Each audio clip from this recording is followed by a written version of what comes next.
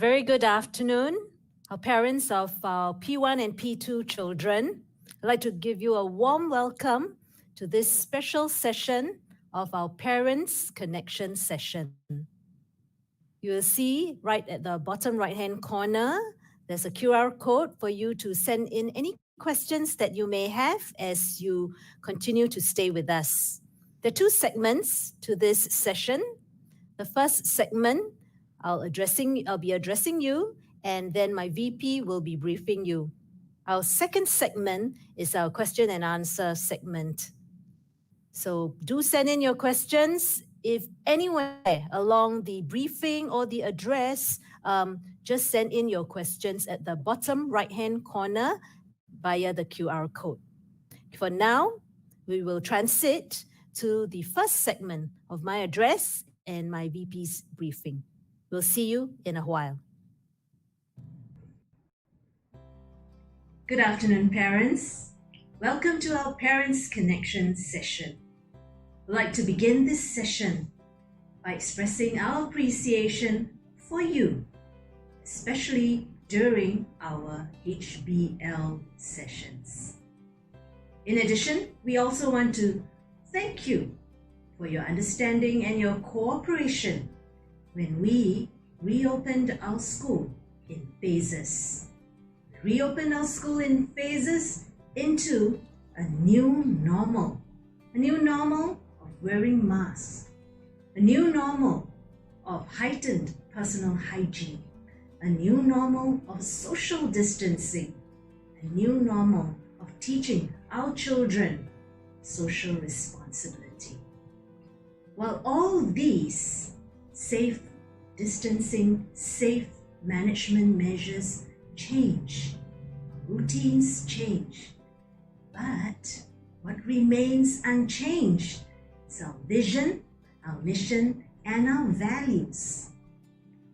Our mission, a lifelong learner and a virtuous leader, we endeavor to grow each and every Laker who enters our gates into lifelong learners and virtuous leaders.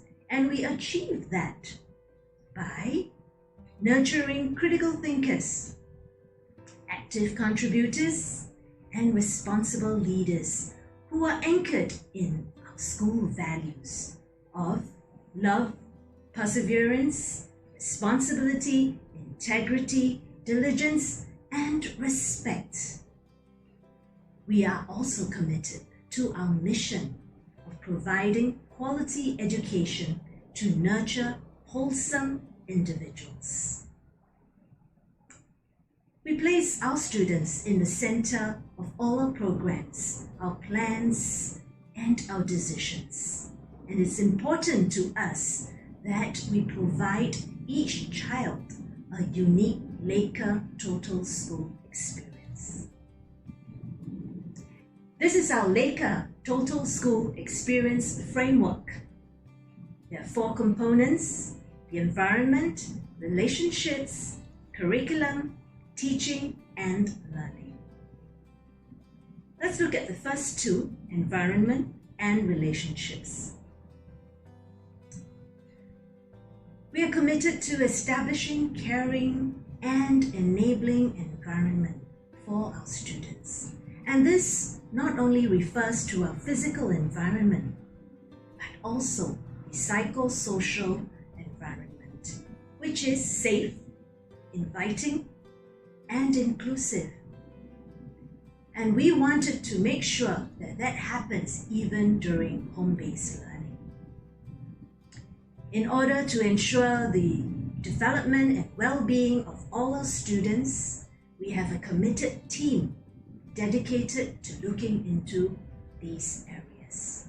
So our student development team ensures that there's holistic development at each level, as well as across the levels and across the domains.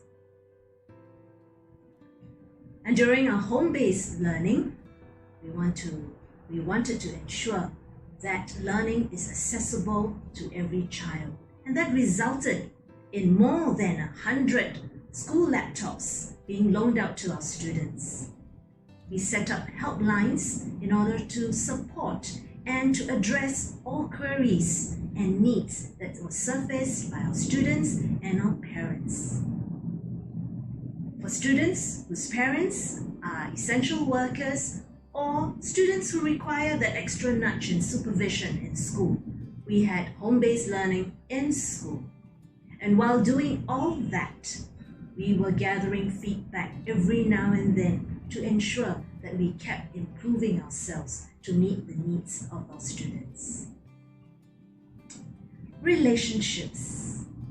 It is important to our students, relationships. And we want to ensure that we nurture supportive relationships between our teachers and our students, as well as among the students themselves. There are many platforms that we grow supportive teacher-student relationships at the different levels.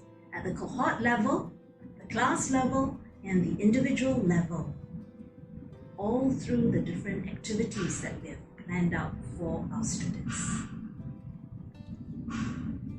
And through the crisis, there was opportunity. There were opportunities that our teachers actually saw emerging.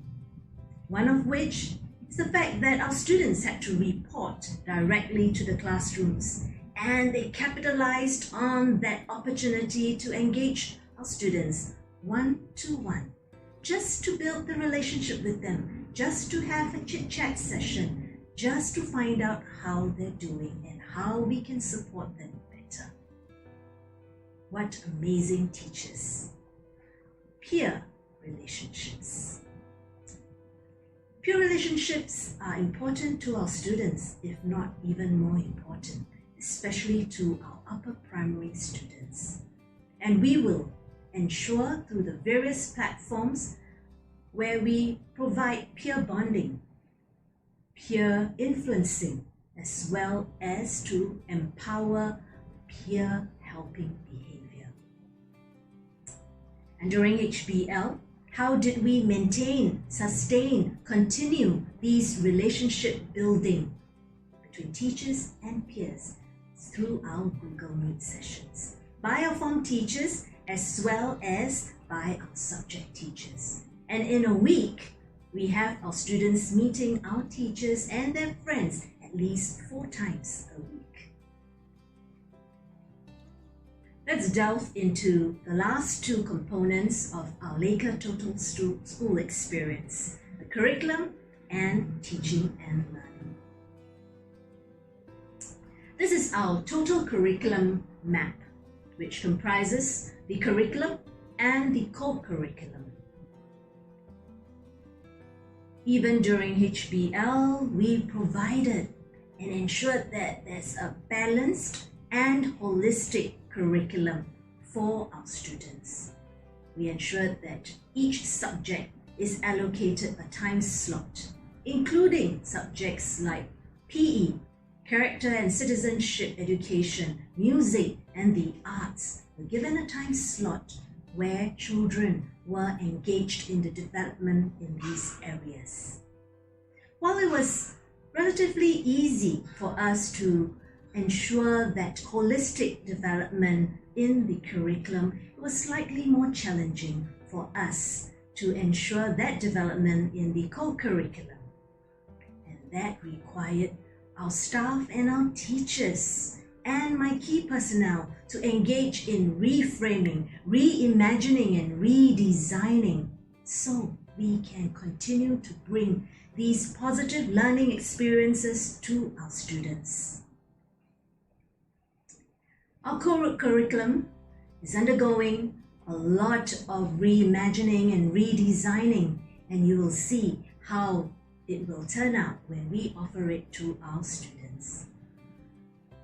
Redesigned events, redesigned activities. You see some of these out there already. So for example, our e-open house, it's up on our school website, and if you've not seen it, I encourage you to go take a look and have an inside view of the school on the website. A second activity is the ECCA, and I'm sure you have received the letters, school letters from your child, from the school, in fact, on your child participating in these ECCAs. So consider and encourage your child to participate in these ECCAs. Even our prefect exco nominations have gone online. Have your child shared that with you? And once these shortlisted exco nominees are put up, they will be involved in e-campaigning, just like our GE. Other signature programs like our Thinkers with Heart Applied Learning Program, which engages our students in creative problem solving, in strengthening the digital capabilities, in communication, as well as living out their values. These are all redesigned so that we can continue despite the safe management measures. Learning continues, and who knows, we will discover more exciting ways of doing old things new ways. Another signature program is the Stars with Hearts, our Learning for Life program. It's also undergoing redesign. And what you're familiar with, Basking with Hearts, will take a very different look, and the children will experience it with a slight twist. All these redesigning of our programs and activities and our events really shows up the leader of our teachers in their own right. The agility, the creativity, the openness to change. And this is all in line with our 2020 theme of Shine as Leaders, and our teachers are role modeling for our students. We've communicated to our students right at the beginning of the year that every single one of them can be a leader, and there lies within each one a leader. Our teachers also very quickly took the opportunity of our students who were back in school for home-based learning and engaged them in Project Explore, a new initiative where students were engaged in little projects for a duration of time where they learned the value of delayed gratification, and they learned to be creative and to problem solve, and where they also learned to be resourceful and use recycled materials to put their projects together. These are just some pictures of our students with their little projects. Another opportunity out of the crisis is the strengthening of digital capabilities, not just of our teachers, but of our students as well. It was during this very short period that our teachers explored video conferencing platforms together with our students, and our teachers designed online lessons so just that learning can continue, and our teachers developed digital resources so that they can continue to give feedback for our students in their learning. And we do all that so that we can nurture future-ready learners who are self-directed, who are able to collaborate online and offline. And we couldn't have done all of that without your partnership.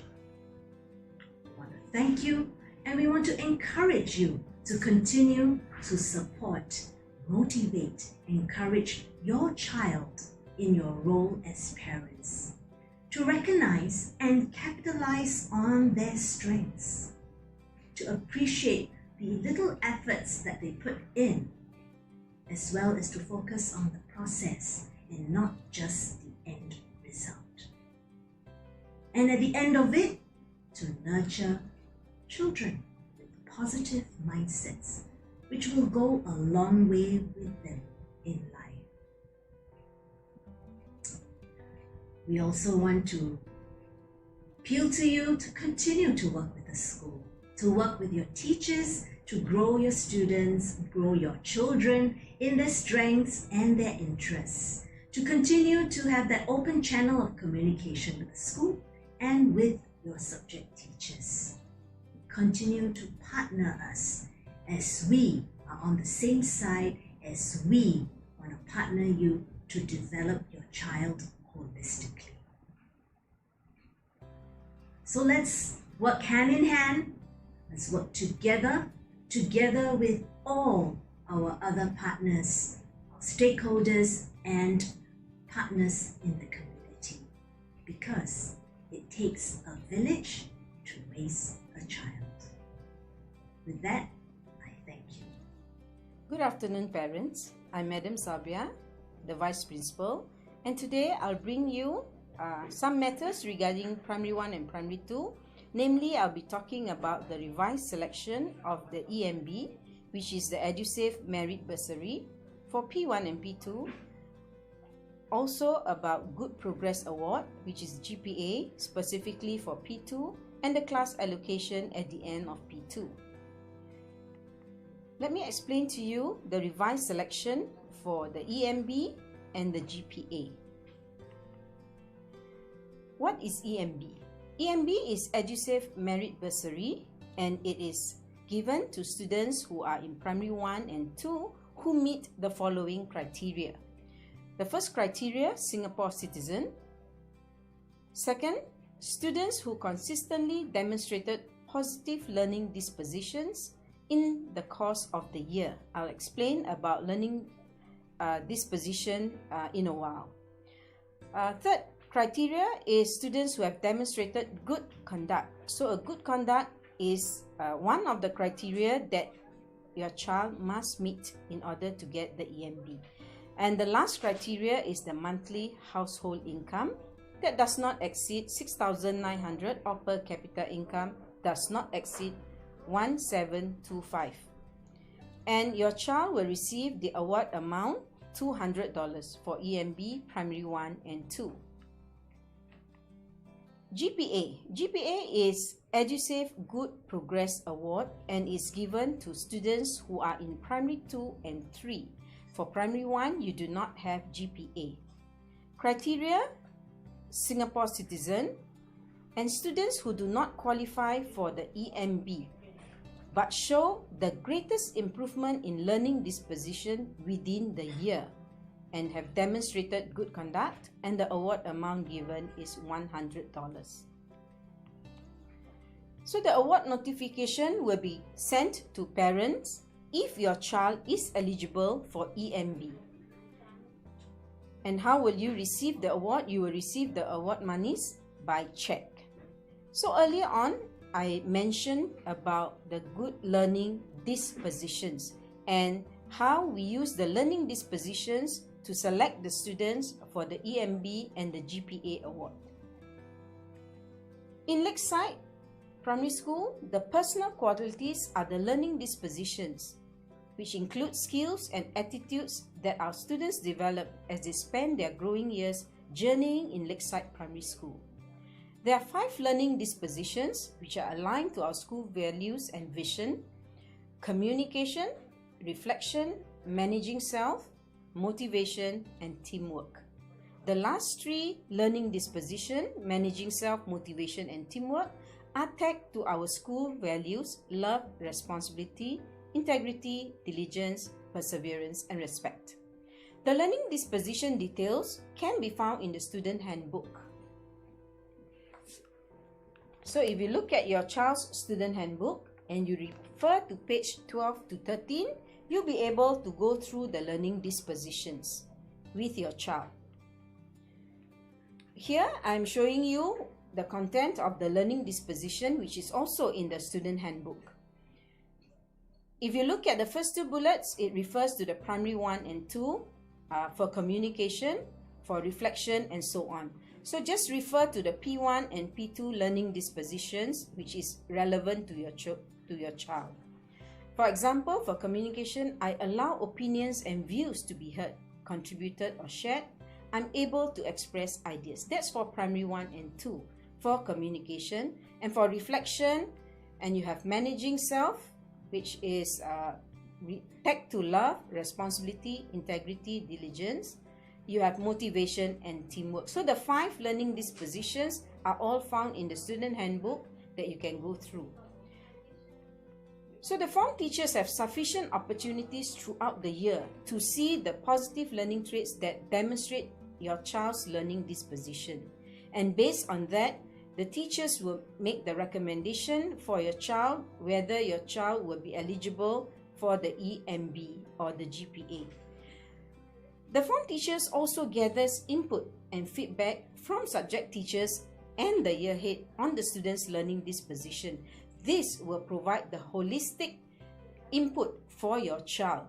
And it doesn't come just from the form teachers, it comes from the other teachers who have interaction with your child, and also the year head who has the overall view of the students in the level. The last slide is about class allocation. Students will remain in a class for the 2-year blocks to allow them to forge and strengthen peer relationship, affiliation, as well as promoting social interaction. So children in primary 1 and 2 in the lower primary will remain in the same class for the 2-year block. Likewise, P3, P4 will remain in the middle primary block, and P5, P6 will remain in the upper primary block. Now, how do the children move up from the P2 up to the P3 block? It involves regrouping of students, and these are our criteria for regrouping at the end of primary 2. We look at the attainment of the subject-specific learning outcomes, the knowledge, the skills and dispositions and attitudes, behaviors towards the subject. We also look at the general attitudes towards learning, and definitely we would like to have a class of a good mix of composition of students with mix of gender, race, as well as good social mixing that allow them to have very good interaction and friendship along the way. And this is how, at the end of P2, the children will be regrouped for primary 3, and the classes would have a good mix of students for social mixing and interaction. With that, I end the slides and my presentation for primary 1 and 2 matters, which is the EMB, GPA, and the class allocation. Thank you very much, parents.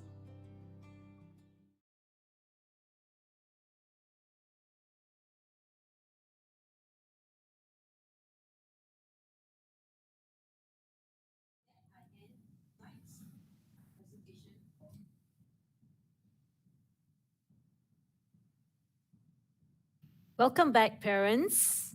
I hope the briefing and the address was helpful for you.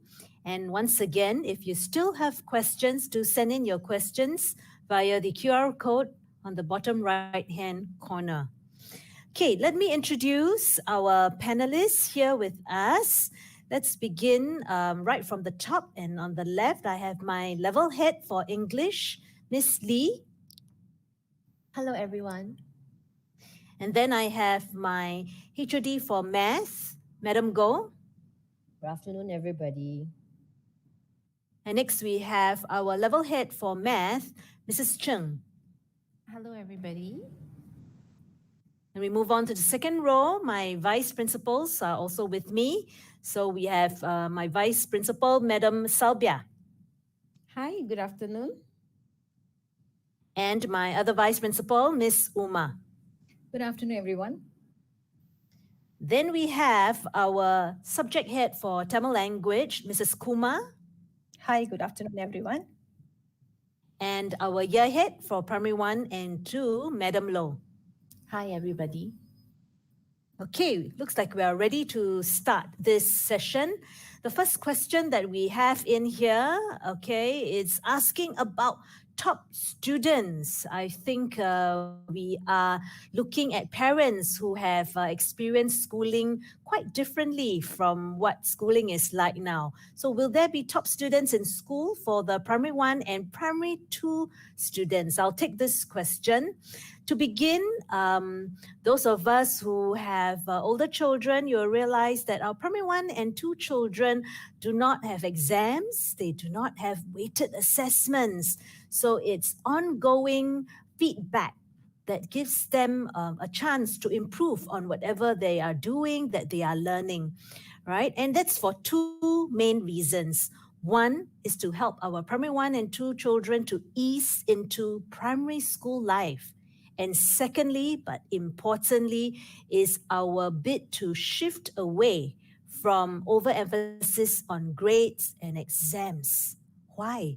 Because we want to focus on our students' learning experiences.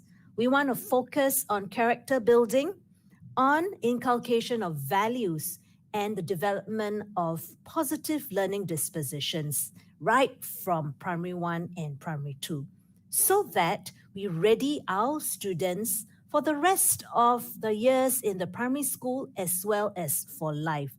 And they'll be ready to continue to learn when they move up to primary three, four, five, and six.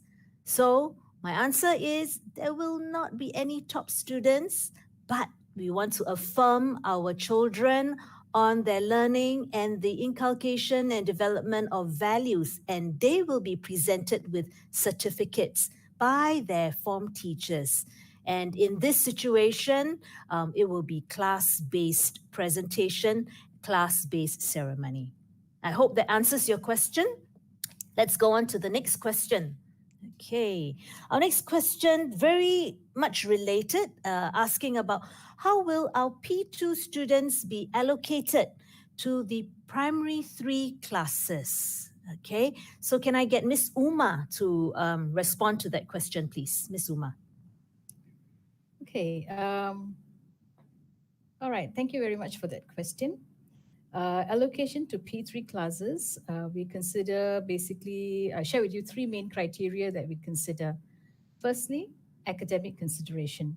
So though they do not have exams, we still are able to assess how the students have been learning throughout the whole year. So we look at the attainment of the subject-specific learning outcomes. Recently, I think P1 and P2, you had a chance to see how they've been progressing for semester one. So those are the learning outcomes we're referring to. So the knowledge, the skills, the dispositions, attitudes and behaviors related to the subject. We recognize that there will be children with differing academic needs and also learning pace. There will be children who will benefit more from smaller group teaching, more targeted support. So we will consider that during class allocation, and we will have a group that is probably smaller enrollment compared to other classes. And this is the class that we will be uh, thinking of planning for more targeted support. The other consideration would be non-academic, basically the learning dispositions, the dynamics of the children. All these are also important when we form classes. And thirdly, other consideration would be really to ensure a good mix of class composition, gender and racial composition, so that there is a good social mixing and interaction. Thank you. Thank you. Okay, I think in Saubia's briefing, she also mentioned in one of her slides on something related to class allocation, and I hope you caught that as well. If not, there will be a recording of the whole session and you'll be able to catch up on what you've missed. The next few questions on curriculum matters. The first one is on English. Okay, so can our level head for English, Miss Lee, take this? Question goes like this. My child is weak in writing. What can I do to help him or her? Miss Lee, please. Okay, so thank you for the question. So there is a writing checklist given after each writing practice. So you can refer to it to know his or her strength and areas for improvements. So from there, and of course, together with the English teacher, we will use the information to move the student to the next level for writing. So perhaps at home, you can encourage your child to practice writing by having him or her to draw a picture, and you can show an interest in it by asking questions and have him or her to write simple sentences based on the discussion about the drawing. So another way that I could think of would be to have your child to practice writing is to encourage him or her to keep a journal and write down things that happen in school. So the child can start off by writing a few simple sentences first. So I hope that would help the child to be better in writing. Yeah, thank you. Okay, thank you, Miss Lee. Next question is for math. So, level head math, Mrs. Cheng, be ready to listen out to this question.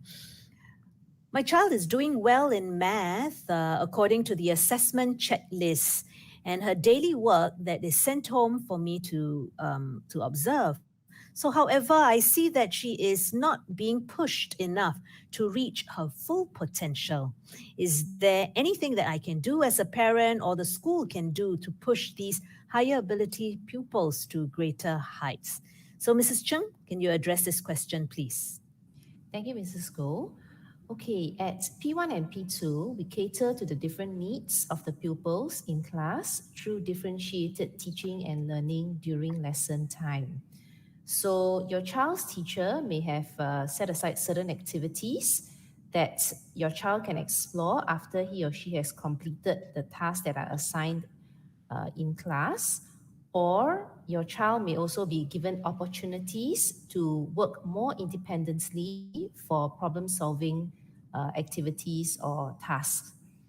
In addition, you can also approach your child's math teacher to discuss further possibilities of providing some enrichment activities that are suited for pupils who are coping well in the subject. So maybe at home or in school, your child can take on these extra activities.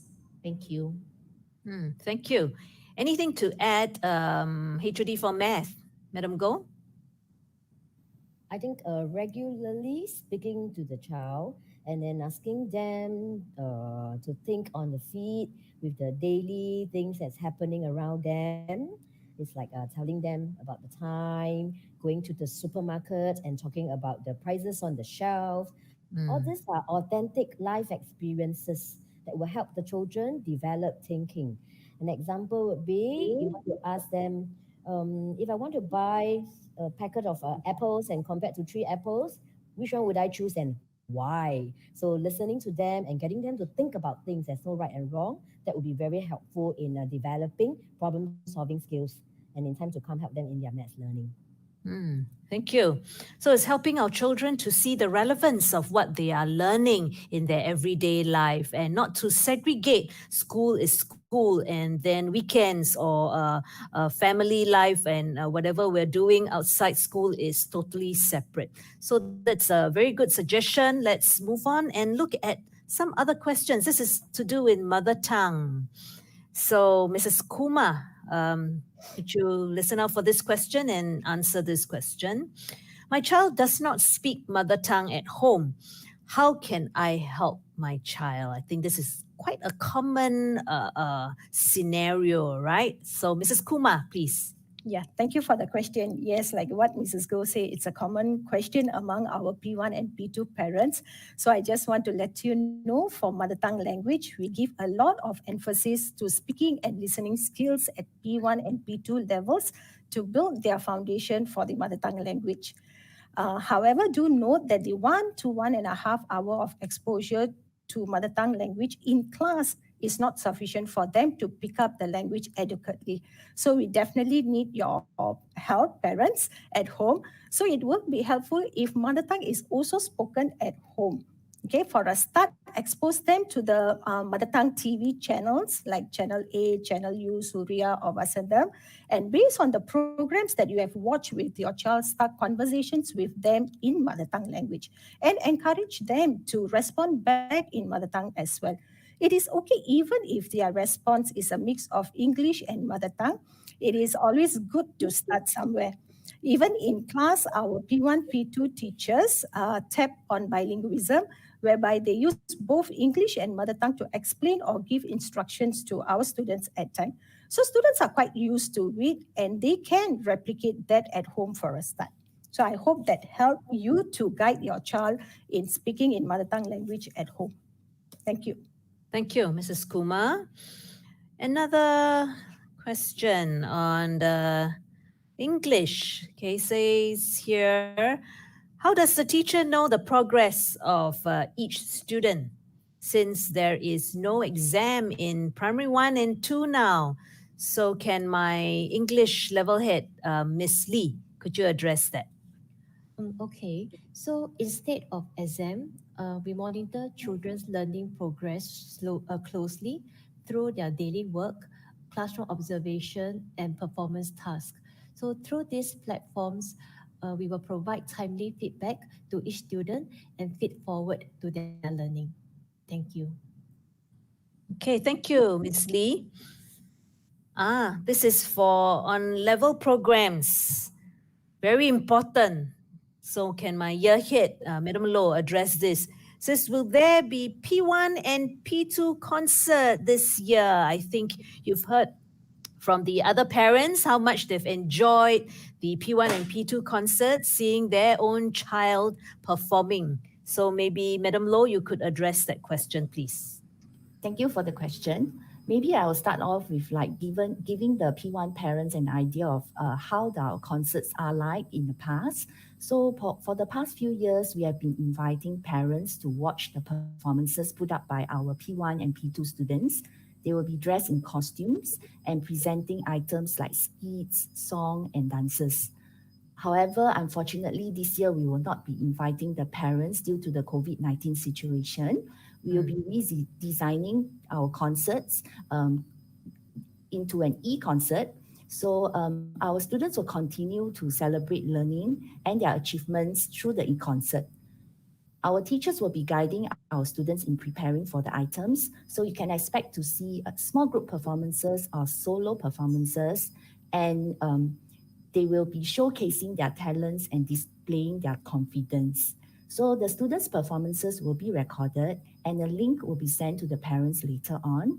So at this platform, I also like to encourage parents to engage your child in talking about their experience in preparing for the concert and what have they learned from the preparation after watching their performances with them. Thank you. Thank you, Madam Low. So parents, you can see that my teachers and my KPs are really working very hard and making sure that all the learning objectives that we have set out to meet, that your child's learning will not be compromised even during this time where we are limited and constrained by the safe management measures. We have e-concert, we have this e-parents connection session, we have e-CCA. Nothing's going to stop us from continuing to get our children to learn and to be engaged. Yeah. So there's a question that's just come in as well on CCA. Perhaps I could get my year head for Madam Low. Can you address this? May I know how to choose a CCA for my child? Madam Low. Thank you for the question. Firstly, you can find the list of CCA on the school's website. So it will be good for the parent and the child to come together to discuss your interests and maybe talk about what are the things that your child enjoy doing.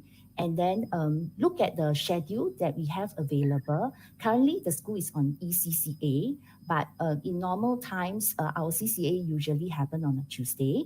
So it will be good that you can plan forward so that you can maybe arrange enrichment classes or tuitions on other days instead of a Tuesday. Then get the child to talk about what they enjoy. There will be also a CCA experience where we will invite the parents in together with the child to actually experience the different CCAs and go around to see how the CCA is conducted and what they will be doing throughout the CCA sessions. So through the discussion, you can find out your child's interests, then probably decide on a CCA that fits them the best. Thank you. Thank you. I'm very glad parents are asking about CCAs and not just about English, math, science, and mother tongue, because there's so much our children can learn from the CCA platform: leadership skills, values, character development. So, yes, please encourage your child to join a CCA right from the start, from primary three. And we will expose them to the different CCAs, like what Madam Low has mentioned, and do encourage your child to try. It's okay if they don't have the foundation or the background to any CCA. Everybody starts at the same level. Okay, so do encourage your child to look for a CCA that he or she would like to join. Back to mathematics. So, Mrs. Cheng. Okay, this question asks about the requirements to meet exceeding expectation. I think the parent here is talking about the checklist, right, that children receive, and they bring it back for their parents to look at, and there are different criteria. And one of which is exceeding expectation. Maybe Mrs. Chun, you can explain a little bit more. Thank you, Mrs. Goh. Okay, exceeding expectation is normally reflected in the report book when we actually have the different learning outcomes that we report for 2 semesters. So each learning outcome consists of specific learning objectives from the topics that fall under that particular learning outcome. Some learning outcomes can house up to 9 learning objectives. So exceeding expectation thus means that the child has shown proficiency in all the specific learning objectives within that learning outcome.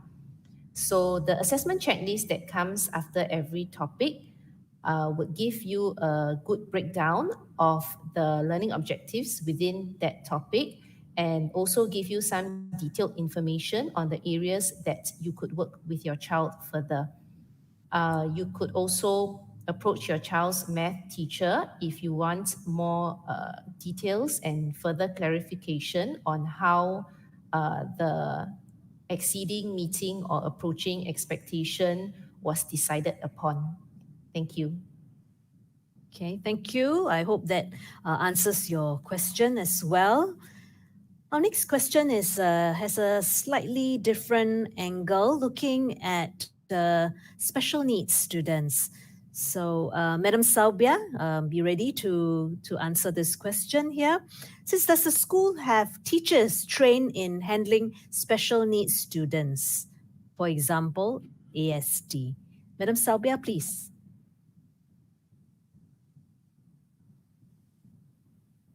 Madam Saubia, could you unmute your mic, please?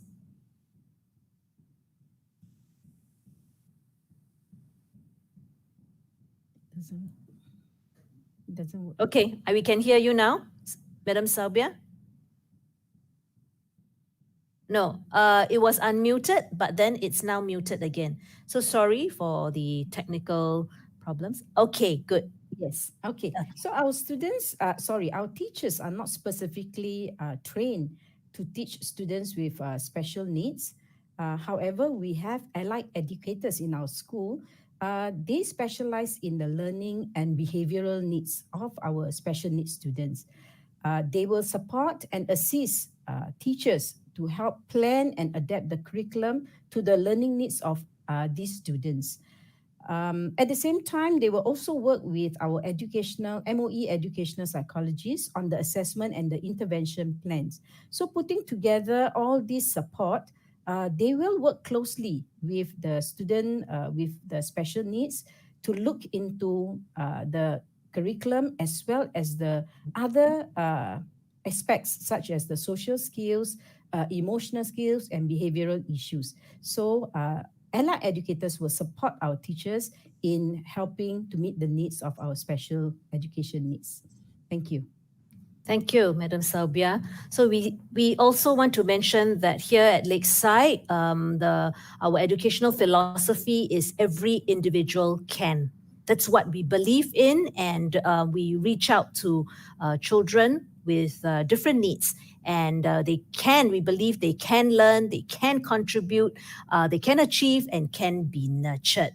And we will meet each child where he or she is, and we'll work with the AED LBS to see what are some of the strategies that we can to reach out to these children. Yeah. So if you have specific concerns about your child, do engage your respective teachers, subject teachers, or your form teachers so that we can help you more specifically as well. Okay. Next question has to do with P1 students, okay? Will the P1 students be rebanded into different classes when they go to primary 2? Can I have our year head, Madam Low, to respond to that question, please? Thank you for the question. Our P1 students will be staying in the same class when they go on to the P2 so that they have another year to interact and get to know their peers better within the same environment. This can also help to reduce any transition anxiety they may have. The students will then again be rebanded in P2 when they are more familiar with the school environment and are more ready to meet new friends. Thank you. Thank you, Madam Low. Okay, one more question. For English class, can Miss Lee respond to this question? The question goes like this: is there an online source to download the termly outlines for English classes? Any specific suggestions to support English learning? Miss Lee? Okay, so there are two questions, if I hear correctly. Yes, that's right. So the first one talks about whether if there is online sources to download the termly outline. No, we do not have an online source for that, but we do give hard copies of the outline to the children. Yeah. And the next question talks about any specific suggestion to support English learning. Okay, so earlier on, I talked about writing. So maybe this time round, I can talk more about reading because this is also a question that often the parent would ask me as well. So if the child is weak in reading, so what can I do to help him or her? Now, usually when students are weak in reading, they're not able to read aloud most of the words in a text. So it would be good if your child could be exposed to high frequency words daily. So one way that is workable, and the parents actually say that this tip is pretty good, Miss Lee. So maybe I can share it with you. So one way is to paste the words around your house, yeah, and then you can have him or her to practice reading aloud the words to you at home. All right. So in class, the teacher also covered phonics that can help the child in reading. So one way to help your child would be to revise the sounds that the teachers cover in class at home. So the sounds that are covered in class for P2 will be found on the page 1 of the phonics booklet. All right. And for P1, you can actually look at the phonics sound that the teachers covered in the termly outlined. Yeah. And there's also something that we have in Lakeside, which is the read to bond passage. So you could also make use of that is given out by the teacher after each big book reading, and you can have the child to read the passages to you. So in this way, the child can practice reading aloud at home with your guidance. All right. So I hope I've answered your question. Thank you. Thank you, Miss Lee. Okay, few more questions have come in. So panelists, please take a look at the last few questions that have come in. Okay, this one, Madam Salbia, it's about child being interested in becoming a prefect. How can he become one? Madam Salbia? Yes, okay. Very interesting. At primary 1 and primary 2, we really do not have prefects yet. However, at P3 onwards, we do have a selection for prefects. To consideration the child's attitude, the child's behavior, and the child's towards learning is actually a holistic child that we are looking at. If your child is really interested to become a prefect, consistently showing good conduct, good behavior, I am very sure that the class teachers or even friends would also nominate your child to be the prefect. And nominations will be done, selection will be done through the class. So that will come in P3. However, I encourage you to have your child to consistently demonstrate the school values and uphold our school values. Thank you. Thank you, Sophia. Okay, this question is more on administration. Do we need to update our household income to MOE regarding the EMB eligibility?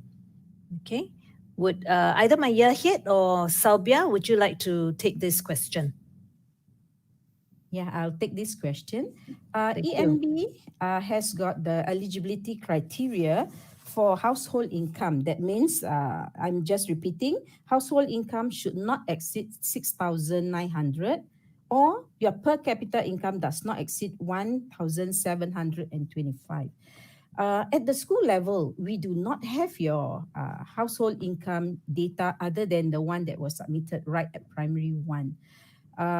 When your child is selected for EMB, you will receive an application form from the People's Association. Then you will be submitting that income data. And if you meet that criteria and your child meet the other criteria, which is consistently showing good learning disposition, as well as meeting the good conduct, you will be eligible to get the EMB. Your child will be eligible to get the EMB. So look out for the application form, and we do not have to update your household income through our system. We do not have that at the moment. Yes. Okay, thank you. Okay, I think we would have answered most of the questions. Okay, except one. Let me look at this. Okay, this question is interesting. Okay, I'm wondering what you are thinking. Will there still be a top class in primary 3? Okay, I think my vice principal, both actually, one has included in her briefing and the other has actually answered a question before this about how we allocate the classes for our students. Really, it's the needs of the children. So we would have a class where we have children who need closer attention and closer monitoring, and therefore we would have a smaller class size in order to meet those needs. Most of our classes would be mixed ability because it's important for our children to be mixed and therefore learn to work with other children from different backgrounds, different abilities, and not be able to only work with those who are able to think or learn or speak at the same pace as they do. Okay, and we also have a class or two where we want to ensure that we are able to stretch our children in their learning. And we may expose these children to various competitions or different types of learning, which may be a little bit more difficult for some of our other children. So it's important that there is a fit for your child. It's not about going to this class or that class, which is perceived as better or not. It is what fits your child. Okay, it's no point if your child ends up in a class where we move at a faster pace and the children are being stretched, and if your child is not able to cope, because that will actually affect his or her confidence and will do more damage than being in a mixed ability class or in a class that fits his or her pace. So we are professionals, and we actually come together, the form teachers and the subject teachers, and talk about each child in detail and which would be the best place for your child to learn at the primary 3 level. And we also ask that you trust our judgment and to trust your child's ability, and whatever he is able to perform at that point in time at P3, they're still very young, we will work with where he or she is. Okay? All right, I hope that answers your question. Let me see if there are any more questions coming in. One more for mother tongue. So, Mrs. Kumar, this question, I would believe that you'll be able to take this question. What is the criteria of mother tongue exemption for special needs students? I think just mother tongue exemption in general, whether it's special needs or for other needs. Yeah, Mrs. Kumar? Yeah, okay, thank you for the question.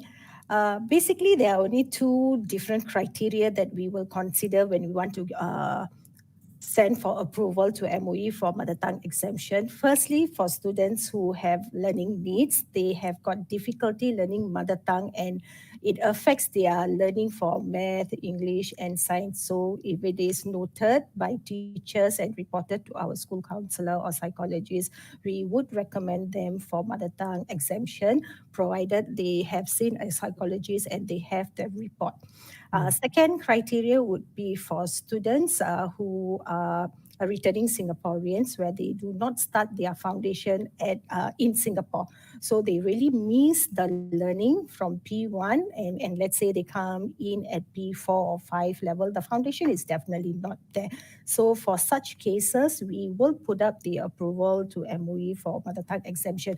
But do take note that it is subject to approval by MOE and it is really by case, and it really depends on the approval side at MOE. Thank you. Thank you, Mrs. Kumar. So if there is a need for your child to apply for exemption, to approach your teachers and discuss, and then they will channel you to what are some of the documents that's required.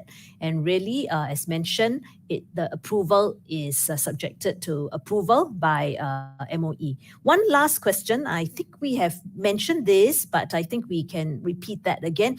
Is there weighted exam at primary 2? Madam Goh, our HOD for math, maybe you could respond to this question. Thank you for the question, Mrs. Goh. So there's no weighted exam for primary 1 and primary 2.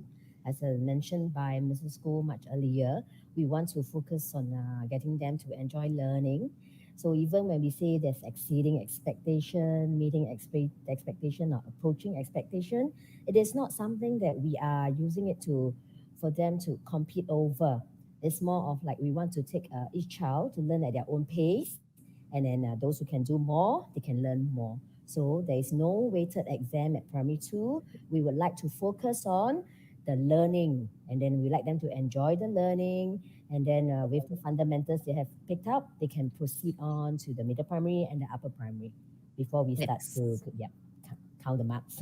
Right. Thank you, Madam Goh. So really, it's building foundation and very importantly, to ignite that joy of learning of every child that comes into Lakeside Primary. So don't start pressurizing them about revising for exams. We are working with them every single day. Your subject teachers are working with them. And what's important is they have the right attitude in learning, and that will take them a long way.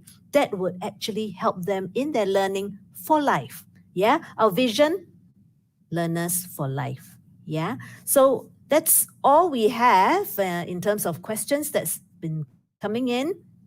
If you still feel that your question has not been answered, there's a certain part that you want to clarify, do write in to us, and then we will respond to you either via email or one of our teachers or our heads will actually give you a call and engage you, right? All these questions and answers will be put up in our website, and if you've missed out one part or you joined us a little bit later, do catch all these FAQs put up on our website.